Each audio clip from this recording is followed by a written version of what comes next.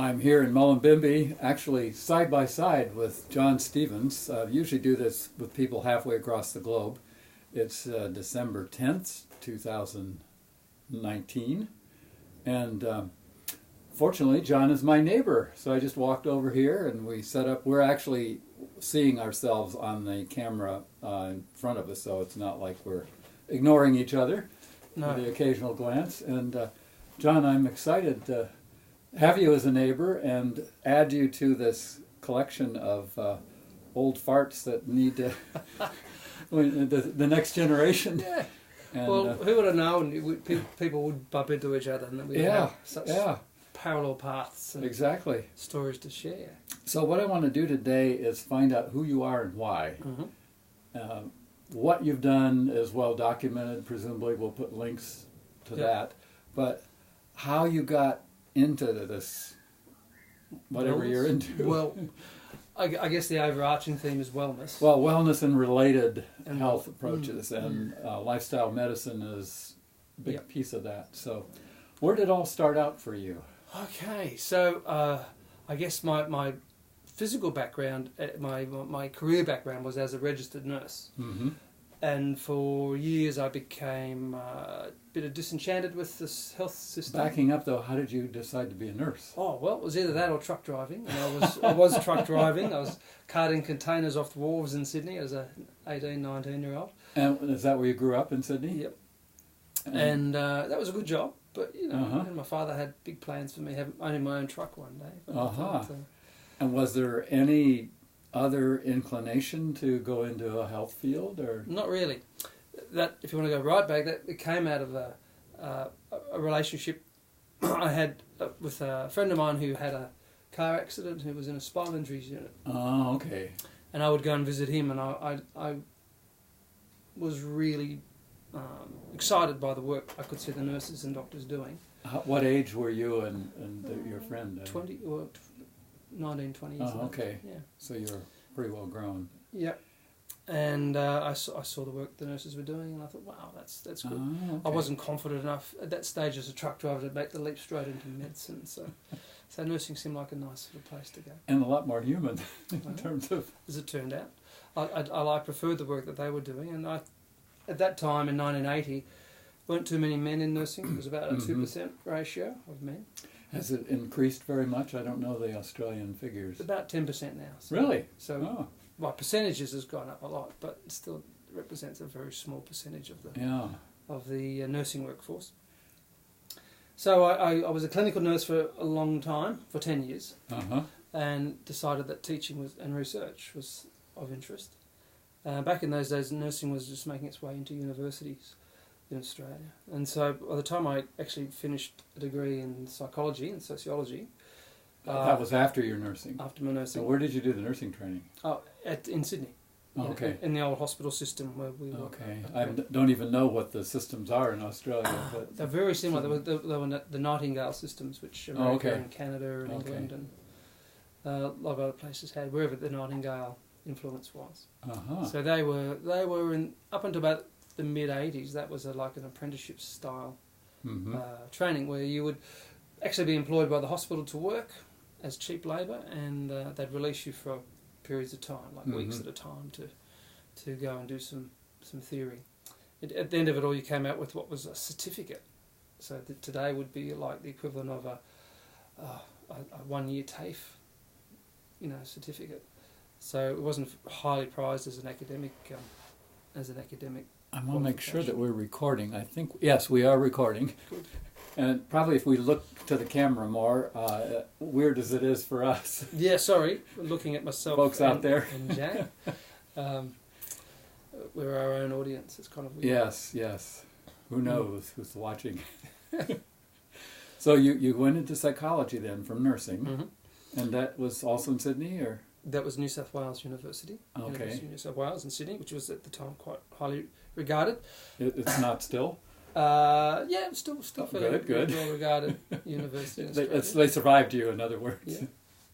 And I was the most unlikely person to find my way to university, having the start I'd had in life as a truck driver and all sorts of things. So it was quite for me, it was quite a good sense of achievement to have got in and let alone finished it. And what I found after the first year I failed miserably and went back to truck driving. Oh, really? That must have been and it was a jolt. Just really hard to get used to the academic writing styles and how to research and how to reference and all that. No, this is in the psychology part, or not the nursing. No. And then that was I came back for a second bite after a year off, and then I matured or found my way, or and I found I could write assignments, and suddenly I started not only doing well, but I was top in class. And wow! By the time I'd finished the 3-year degree, my third year results were as high as you can get, and I went on to do an honours year in sociology, and then onto a PhD. So, what was your thesis with your PhD? My thesis was looking at the way we treat old people. So it was looking at 2 parts of it. One was the history of the way old people were treated in Australia, and how they came to be, in nursing homes, if you like. What was the pathway to that historically, and then I combined that by looking at what we did as a culture in the community and what the professions did to create old people, basically, as a category of society. So, right, like a silo of separation, Yeah, because until doctors and nurses came along, there wasn't a category called old people. It was only when they sort of medicalised it or nursed it. Interesting. I never got that. Yeah, that old people became a category of society which we could compartmentalise. And along with the destruction of the extended family and village. We were all part of that. Yeah. And the culture continues that we keep breeding into our curricula. In medicine and nursing and allied health, we still continue to sort of reproduce that breakdown of that brings me back to from your roots. Like, did you have grandparents around, or what kind of family constellation were you in? Siblings? Yeah, sure. So, family of 7, 5 kids. Parents. Where was you stable. In the birth order? I was 4 or 5. Right, so lost in the middle. Near 5 would be the end. Yeah. Were you treated especially as like the baby of the family? Did you get any extra attention? No extra attention. But that was all right. It was a pretty loving family. We were very lucky. We had everyone sort of looked after each other quite well. There wasn't too much sibling rivalry. To this day, we're all still very close. And great. Yeah, I guess an Irish Catholic background and heritage back to Ireland. So, which my mother and father were very strong on. Making sure we stayed true to our roots, and from County Armagh in Ireland. So so we grew up fighting and knowing how to sort of look after ourselves, and fighting Irish. So that's how we were. That's what they call it's the Notre Dame fight team or a football team. The Fighting Irish, are they? I think it is. There's some big football team that's Fighting Irish. Must be Notre Dame. I don't know. So, and any grandparents or? Yep, I had the full kit. So nearby, yep. And full extended family. So I got to watch them age and what happened to them in the aging process, and it occurred to me as a nurse, on the wards, that older people weren't getting the respect I guess you'd think they deserved. Not only as from the humanity point of view, but from the resource allocation point of view, that we were missing the point about how to really care for older people. And, huge problem, yeah, and that hasn't changed. So that is identified. Well, that's why I did the historical. Yes, back with the interruption handled. Sorry about that. So, but your grandparents, you saw, did have more family connection, so that was like a control group of... Yeah, it was true. So, my grandfather was one of 11 kids, and my grandmother was one of seven sisters. So, big Irish Catholic families from the turn of the 1900s. And... So you did your thesis on this subject, and did that inform your work then, and that followed, or what? Yeah, to a degree. It showed me how culture would create circumstances, Mm-hmm. and how culture created behaviour. And that led me on to a whole lot of other ideas, including, how do we age in this society? How do we age well in this society? Mm-hmm. How do we get to old age without needing to be in a nursing home or be compartmentalised or categorised Mm-hmm. the way in which the medical system had? And that led me on to, what are the things one needs to do to stay healthy, basically. And so that took me down a path for many years looking at dementia. I studied for many years in dementia, and researched a whole lot of different topics in dementia, including looking how exercise affected dementia, Mm-hmm. and even down to looking at how humour and laughter could actually influence the progression of dementia. And actually, it wasn't so much the humour and the laughter; it was the socialisation, The connection, the connection, exactly. And so that two things came up all the time in the studies of dementia and ageing well. Was this the two outstanding things was that there was always a connection. If people were doing well, they were well connected to each other and to other people and to organisations, and they did really sensible, preventative, simple things for their health. And there was things our grandparents did automatically. They mightn't have known about it, but they were eating meat and 3 veg a day, and they were very skint on having sugar and sweets, and they never had soda in the house. The stress levels of they didn't have the stress levels. Yeah. The clock wasn't as dominant as it is now. Phones ringing and texting and all that. So it was pretty clear that there was a couple of common themes over years. Yeah. That old connection is the currency of wellness is my byword. I think that's a very good one. Yeah. I really do. So then you somehow got into the lifestyle medicine, which I wasn't aware of that much until I met you a couple of years ago and found out this is, sprouted up all around me. So how did you get into that? And well, this is very interesting because I moved on in my career to become a head of a school of health sciences. So I headed up the School of Health Sciences at a university called Southern Cross, which is in New South Wales, Australia. And pretty well known too. They wouldn't know this, but quite well known in the area. In the area, definitely. Worldwide, I don't know.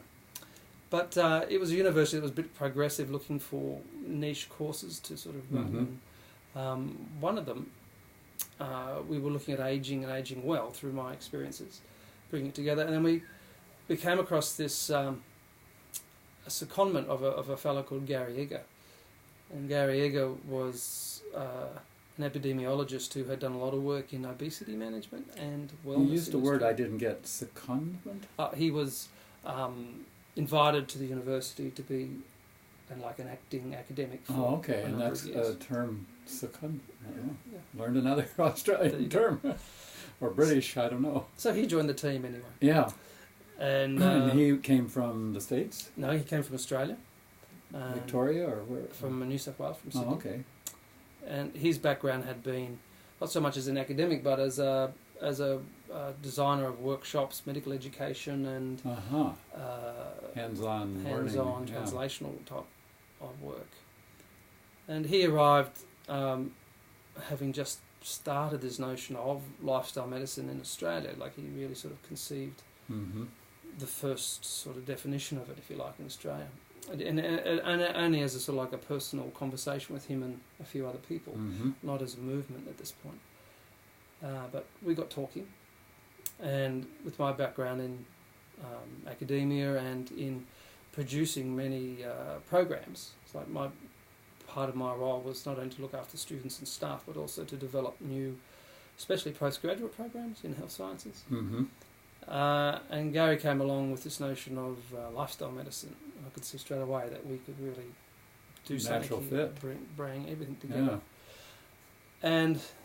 And as far as we knew at the time, in 2006, when this came about, we were doing this off the cuff. We didn't know that there was a similar movement in the States at the time, and looking at similar sort of... And you'd chosen the same name? Chosen the same name by coincidence or at the time. Synergy, or... cosmic something? One of the big players in the American lifestyle medicine scene was a guy called James Rippey, and he started a journal in lifestyle medicine late 90s, I think. Mm-hmm. And so he sort of, I don't say coined it, but he started the whisper of the word became a bit more common because of him. And so I think we picked up on... And you found out about that and that kindred spirits. Yeah. Mm-hmm. And so we started off by developing a master's in lifestyle medicine, and then as a result of that we also decided to develop an association, and which we call the society. So we are now the Australasian Society of Lifestyle Medicine, and that started with a GP called Andrew Binns, who lives in a place called Goonellabah in Lismore. Oh yeah. In New South Wales. So right at home here. Yeah. So Gary, Andrew, and myself basically sat down one day and decided we're going to form the association, which is now the society, and we got a few other people interested, a couple of other GPs, and we sat down and we literally had a meeting and elected the board and incorporated the society, and away we went. Now we're talking late 90s at this point, or we are 2008. Oh, okay. So a little over 10 years ago. Mm-hmm. So we probably got the first notion of it together in 2006. Mm-hmm. And Gary and Andrew had been probably talking about it since 2005, maybe even a bit earlier than that, 2004. But so we started to consolidate things with not only the society but also a product, if you like, which was the Masters in Lifestyle Medicine, how to do it. And that's through as Southern Cross at this point, okay. Correct. And it turned out to be quite a successful Masters program after we steered it all through and did all the work we had to do on it. A lot of general practitioners enrolled in it, a lot of other health practitioners enrolled in it and loved it. It was music to their ears in terms of where they wanted their medicine to go. And did they do this by correspondence from distance learning? It was all distance learning. And we'd have online tutorials and telephone tutorials and the likes. So it was very... it started to gather a momentum after 3 or 4 years of the course. You know, we would have a couple of hundred graduates, and we had...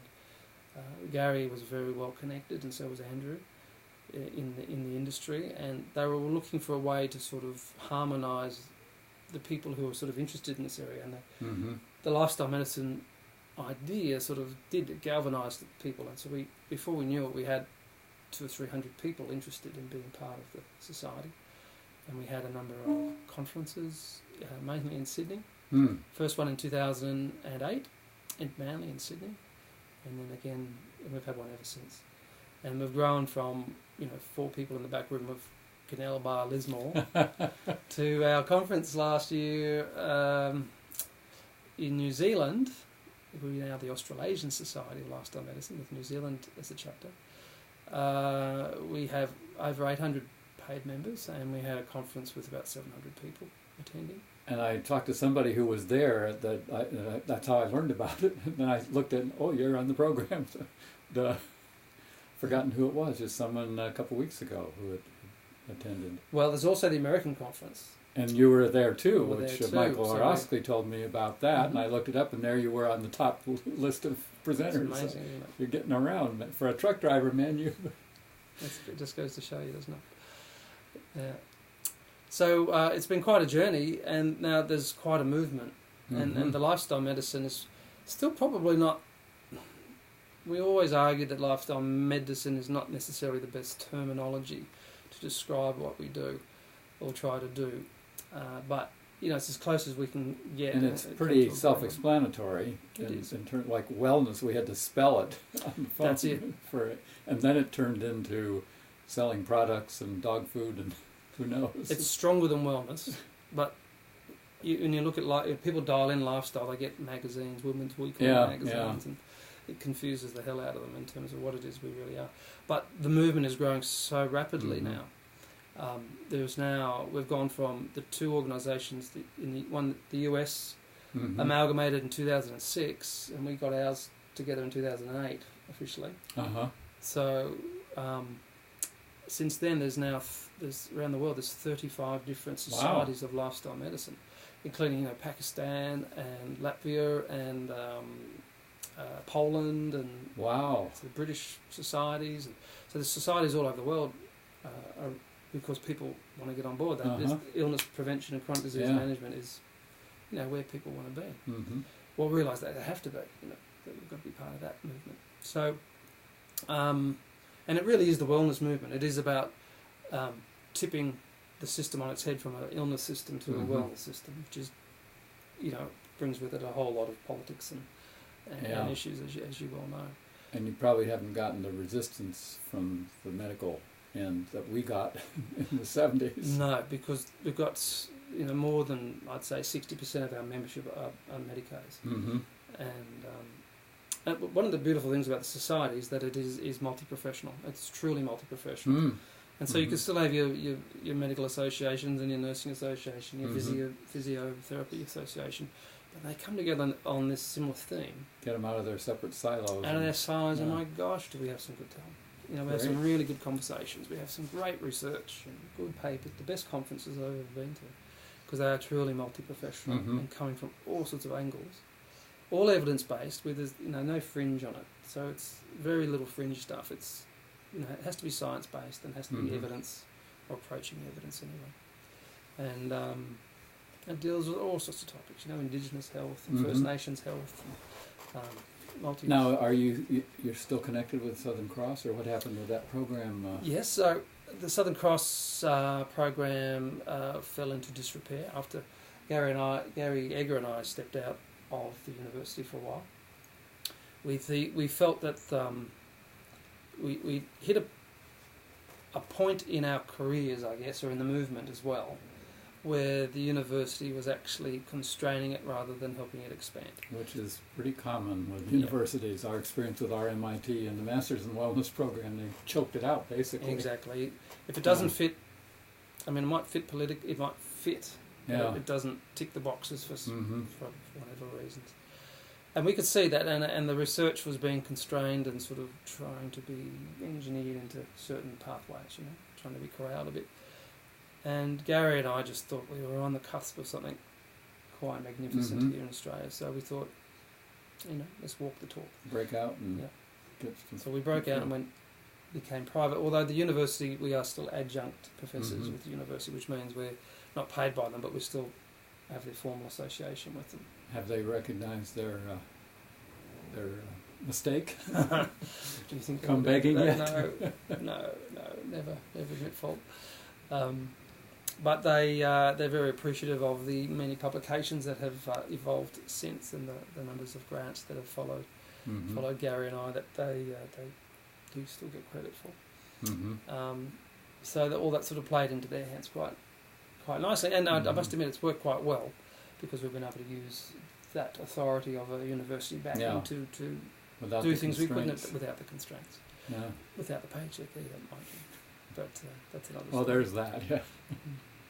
So what it's meant, one of the issues was we very quickly got up to speed knowing that a lot of practitioners knew a lot about lifestyle medicine. Even if they didn't formally know it, they knew it from practice and from experience and whatever, about preventative stuff. And if they were interested in it, they found their way there. So it wasn't the knowledge that was stopping the practice of it. It was actually the processes. How does, for example, a general practitioner get lifestyle medicine into practice? Into a 10-minute session. Into a 10-minute session, exactly. And so we were thinking, and the same with the nurses and the same with the allied health, they're sort of constrained by a system of one-on-one consultations, a history of one-on-one consultations that kind of limits. It's been very good in one sense. It was very good in the infectious era, where people had to sort of get their antibiotics or have their cold seen to, where 10 minutes was all you needed to sort of write a script or get a blood test and there you go. But we're in this chronic disease era, that it's 10 minutes isn't going to do it. Exactly. And being listened to is so crucial, and who has time for that in a 10-minute fit the diagnosis and give them the drugs and next? Exactly. And, is it any wonder that chronic disease, is such a burden on society when, I mean, it's 80% of all general practitioner consultations now are for chronic disease-related issues, or lifestyle-related issues. Many of them self-manageable if the patient was given the right resource and support. Anyway, we could see that the 10-minute one-on-one wasn't doing so good. We found on a conference in the US, Gary Eager was over in a conference in the US. I saw a fellow called Ed Knopfsinger talking about group appointments or shared medical appointments. Yes. And when we came back, we saw this could be one of the answers. If we could flip the one-on-one, if we could provide the health system with another mechanism to deliver a consultation, which wasn't 10-minute constrained one-on-one, but was an expanded group experience over an hour or so, then, you know... Like a class, in a sense, yeah. So you could still have your one-on-one consultation with everyone in the room about their sore knee or their diabetic foot or their eyes or their medications or their weight or whatever. But everyone would listen and be part of that community in the moment and be part of it. Everyone would get their go. I'm going to pause this for a second here. So we're back from a break. It's 100 degrees here. No, it's very warm. It's 30-something Celsius, and we had to cool the room down, and the computer fan was starting to make too much noise. So I'm going to, I think we've got a really good picture of your professional life, but what's fascinating to me is that I only learned about you through taking a comedy class from your wife, and then hearing about you. She makes some jokes about you, and Phyllis Diller was a friend of my mother's, and she always talked about Fang, her man, real husband. Yeah. Although long after they divorced, he continued to be a character, and so I thought you were an illusion for like 10 years. No, there isn't really a John, is there? I'd come over to the house when I did the course. You were never there. And then I met you. And wow. I was an amalgam of all these stories, and it was just little on me. So, well, what's it like being married to a comedian and having a mob of kids, too? Yeah, well. Family.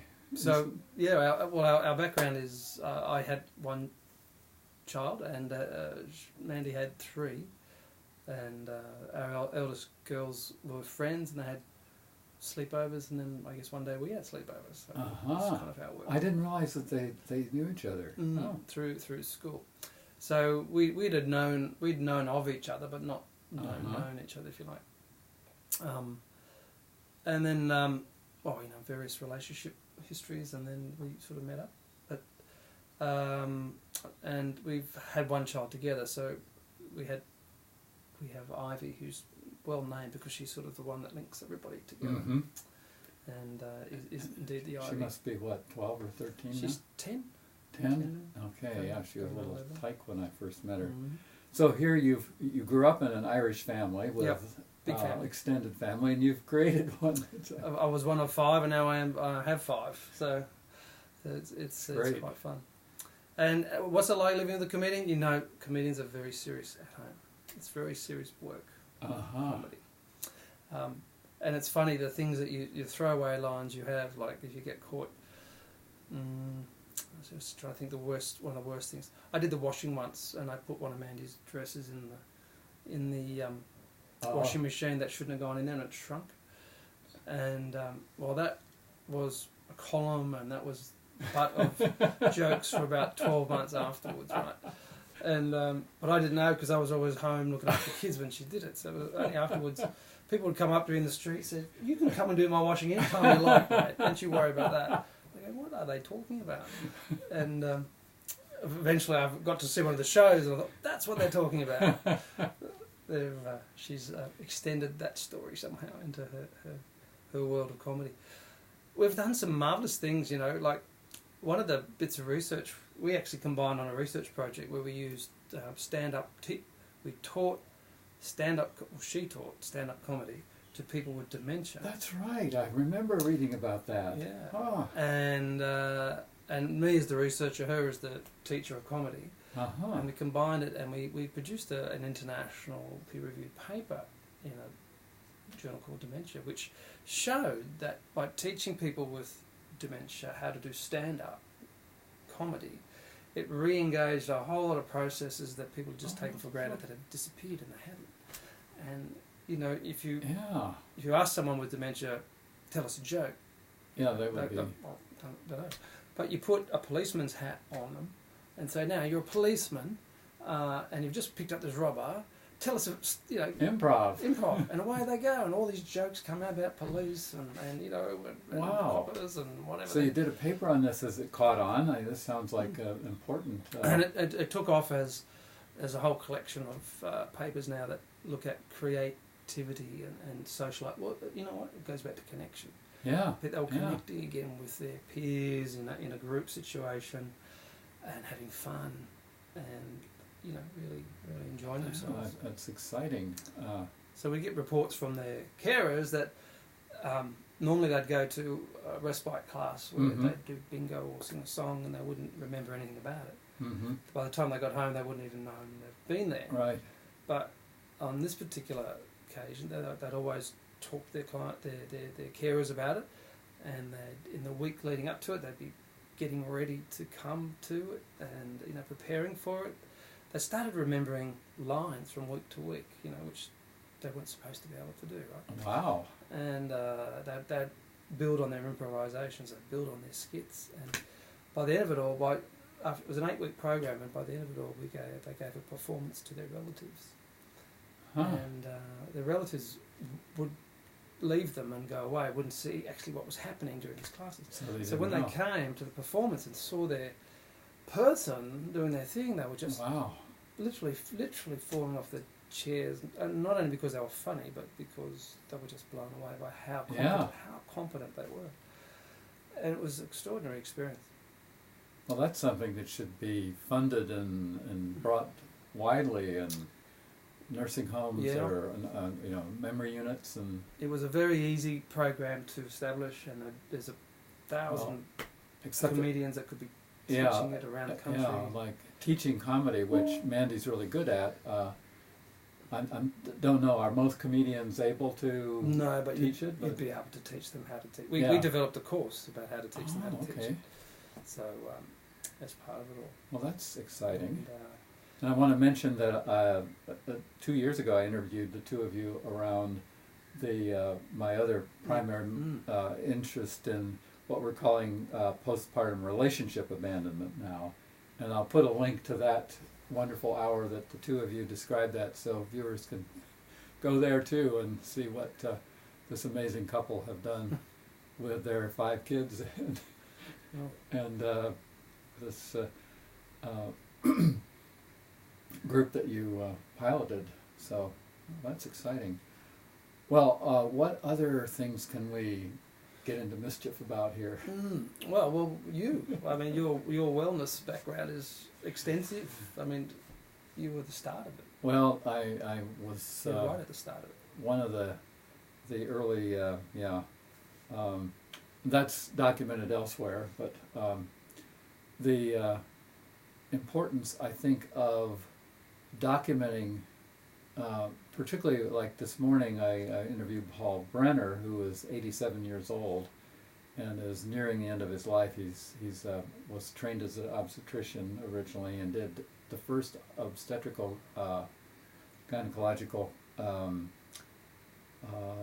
cancer surgeries back in the 70s, and then got into holism and acupuncture and so forth. And so capturing that generation's stories before they're gone, and some of the people I've interviewed have since graduated. That's the front line of what I'm trying to capture. But then equally important is what the next generation picks up and runs with, and in your case, created on your own. Well, but it wouldn't have been created if there wasn't some swell, something to build on. Yeah.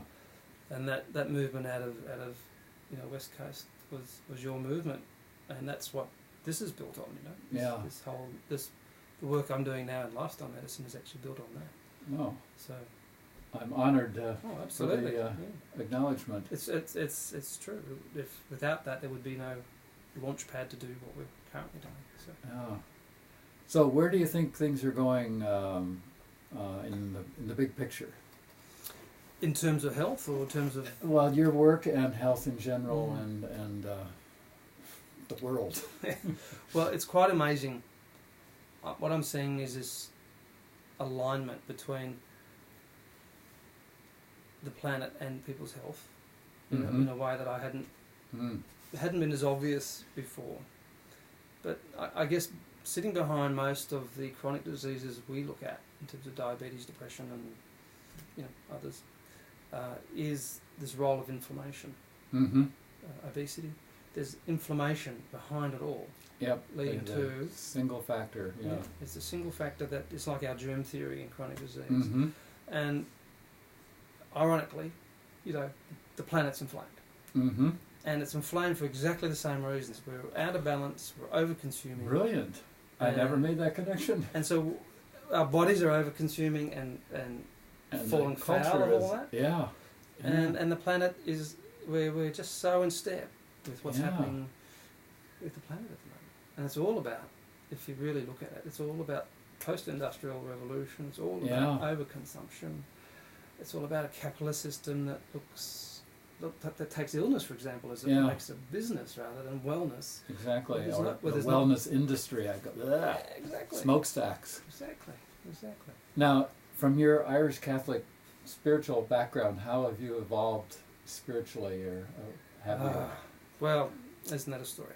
So, poor mum had 5 kids, good Irish Catholic background, and dad as well, and history going back as far as who knows.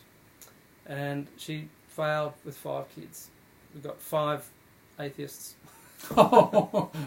Still appreciate our Irish Catholic background. Don't get me wrong, but probably she's come out with 5 atheists, and I don't even think there's an agnostic between us. I think we're all fairly sworn atheists in it all.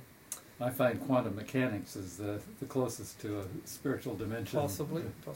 Doesn't mean we're not spiritual. Yeah. Doesn't mean we're not spiritual. We just don't believe in the God that... And the deity, the old white-haired guy. Yeah.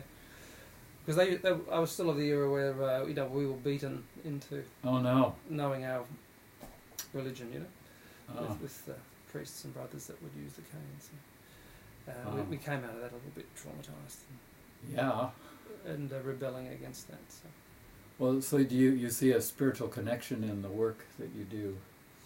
Yeah, at a level that doesn't require a Bible. So at a level that is about humanity being guided.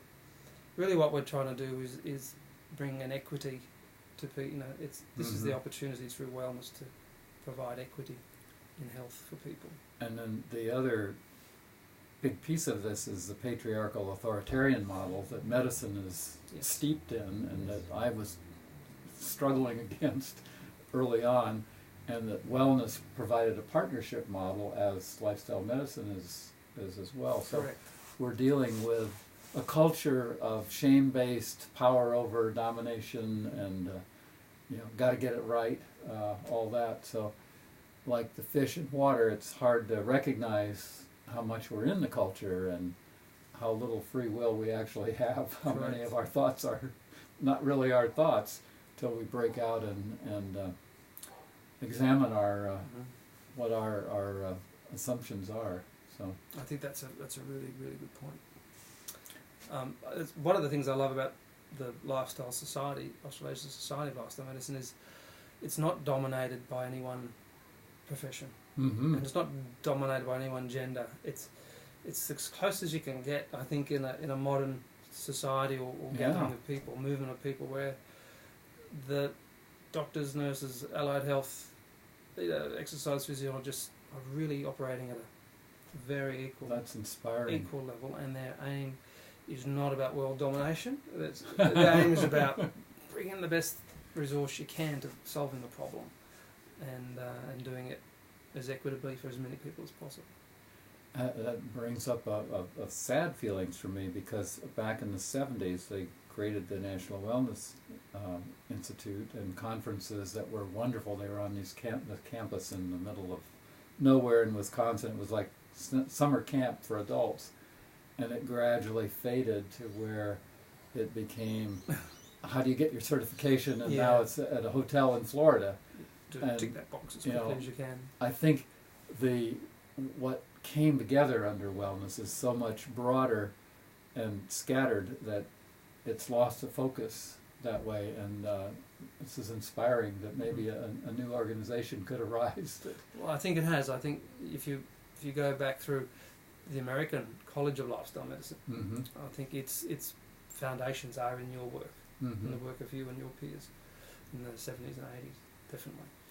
And just having got back from that conference in Florida, in the 2019 Florida, Orlando American College of Lifestyle Medicine conference, it's really clear that they were honouring their founders of ACLOM, but those founders were honouring your peers, saying, we built on them. Good to know. So it, as I was saying before, they've built upon the work that's gone before. And who's going to stand on your shoulders? Well, who knows? Who's next? Firefighters, probably. We've got so many fires at the moment. We need that. Historically, if you're ever watching this, we're in the midst of the worst fire season Australia has ever had, and I think the US has ever had. Yeah, well, that's ended there and started here in spring rather than summer. There are 84 fires in New South Wales as of this morning, and half of them are out of control still, and the smoke is so bad outside that we have to stay closed inside, and today the high winds were predicting even more fires. So, but our politicians assure us there's no yes, we climate could change. keep selling coal to China and keep pumping it out. Yes. Well, any parting words here as we wrap up? What? No, thank you for the opportunity to actually talk about the things I do. I work from home a lot. I travel to workshops and conferences and write programs and the like. So I often spend a lot of time in my cave by myself without actually talking to people about the things I do, because it's not an easy pitch to make at a coffee shop to tell people what you do for them. Well, and you have a book you were going to.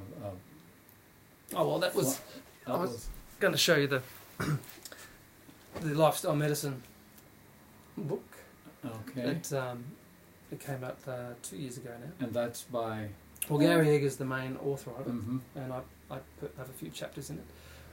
Well, essentially, it spells out the way we see lifestyle medicine at the moment, and we look at 15 different determinants that, for want of an umbrella to work within, there are 15 determinants, and they're named by a very nice acronym called Nasty Male Odors. Right? where N is for nutrition, A is for activity, S is for stress, T is for technology, etc., etc., etc. So under each of those, that one up. Well, between us, we sat around and said, well, and Gary, of course, is an epidemiologist, and they can't live without an acronym. So and you bring in the humor. That's we try so to. Essential.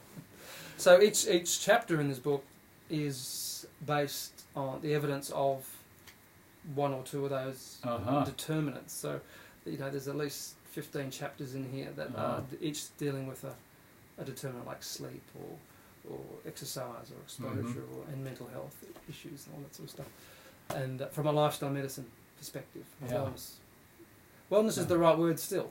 Wellness perspective, but it doesn't get much traction. It's so been dumbed down that I almost dropped it back in the 80s, but having a book with a name in the title, it was difficult. So. It was kind of labelled for life, aren't you?